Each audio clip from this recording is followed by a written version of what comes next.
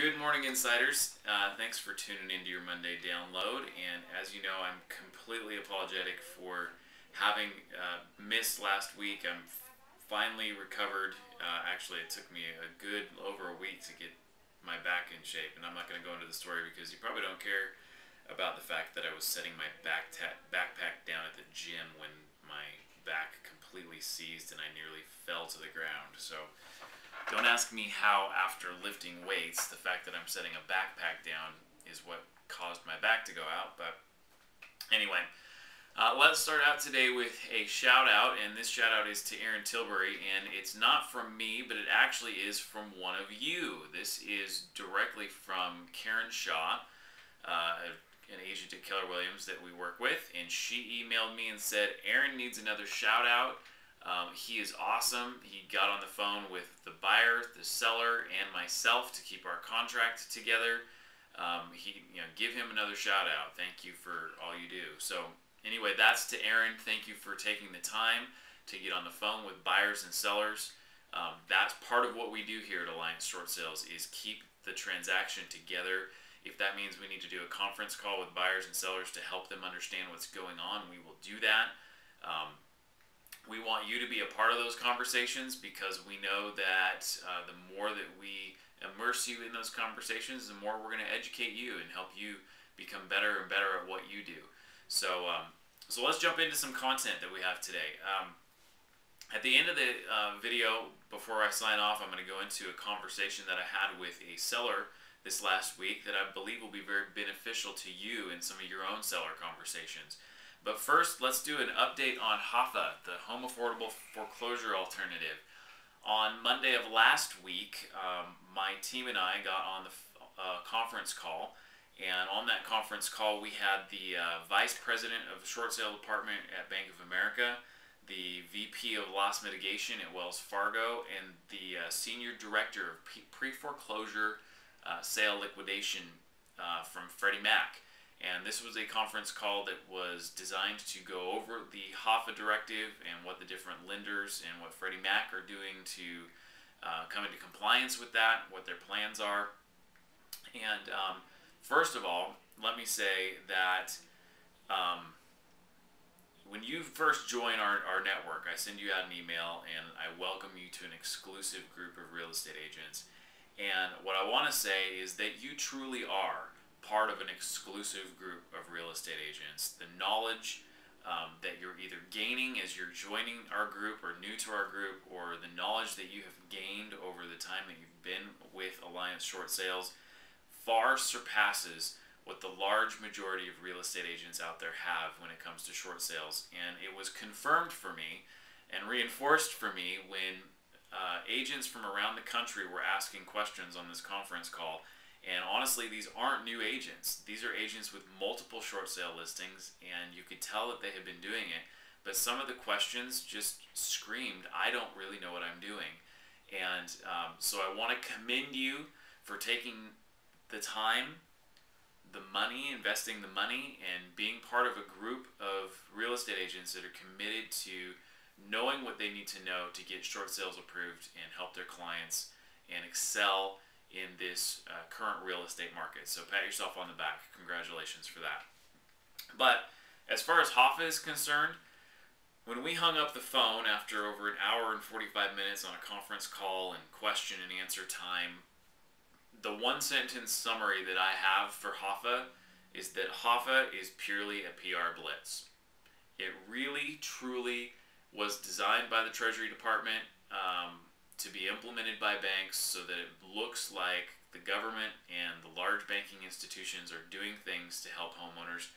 And I said this from the beginning, if we just look at what making home affordable has been from the beginning, we can't expect that we're going to get too much further ahead than that is.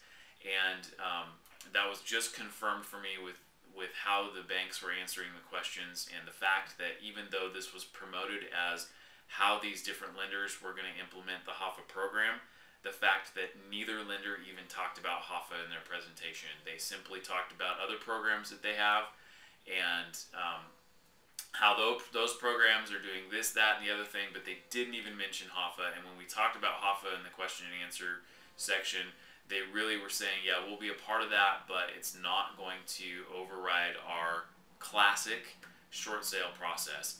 And so for those of you that thought that HAFA was going to be the salvation of the short sale and we were going to get approvals on our short sales in 10 business days, unfortunately, that is not how it's going to happen.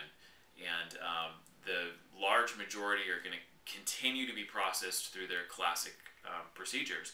And this is just evident if you look at Bank of America alone, who's over 20% of all of the mortgages in the country, in our nation, are serviced by Bank of America. Last fall, they came out with numbers that less than 5% of the eligible mortgages that were in default were contacted by Bank of America for the Home Affordable Modification Program. If those numbers are any indication, then less than 5% of the individuals that are eligible will be contacted for HAFA as well. And the reason is because HAFA really truly is the back end of the Making Home Affordable Modification Program. They're not even going to approach them with HAFA. From what I'm hearing on that conference call, they're not even going to approach them for HAFA unless they're already part of the modification program. It's kind of well, if you don't qualify or you can't keep up on your payments in the modification, here's the short sale alternative. So just some reality for all of us, which there's some good in that too, because there were some problems that I could see in HAFA from the beginning that honestly I just don't think it's going to work anyway. But so there's my update on HAFA. We'll see how it actually plays out. I'm sure it'll affect us in some measure or another. But and I honestly think that marketing for you as the agent is going to be the biggest thing that it can benefit you, is utilizing the possibility of the incentives that HAFA creates to market to your potential clients. But anyway, let's talk real quick about the conversation that I had with the seller. And how this came about is he asked me a question. He said, so I've got about $800 worth of money owing on my homeowner's my utility bill. $800 you owing on unpaid utilities. Is that going to be a problem? Now, all of you know that we do our best to get banks to pay all of the utilities owing in homeowners associations. But you also know that that is probably the biggest hitch that we have at closing, and tends to be the area that agents have to come out of their commission to try and pay to get things closed, and that banks just don't like to pay because somebody's not paying their water, sewer, garbage. They don't feel like it should be their responsibility. It was a service that they used at the property, so they should be paying it. So I explained to the seller that this is the situation.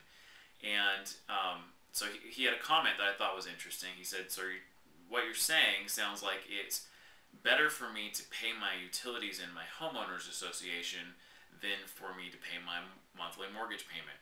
And you know that I never tell anyone to not pay their mortgage payment. That's not a place for me to, I'm not going to make that statement. But in essence, he was right, that it is more challenging for a bank to get an approval to pay $1,200 worth of unpaid utilities than if that same homeowner didn't pay an extra mortgage payment and used that money to pay off the utility bill. It sounds crazy, it's completely counterintuitive, but it's reality.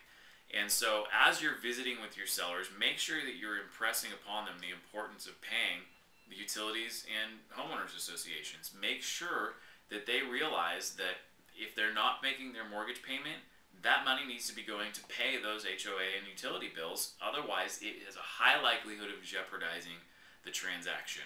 So, so take that, put it into your presentation when you're talking with your sellers. Don't tell them not to make their mortgage payment. That's just going to get you into trouble. But make sure you're having a real honest, candid conversation with them about HOAs and utilities.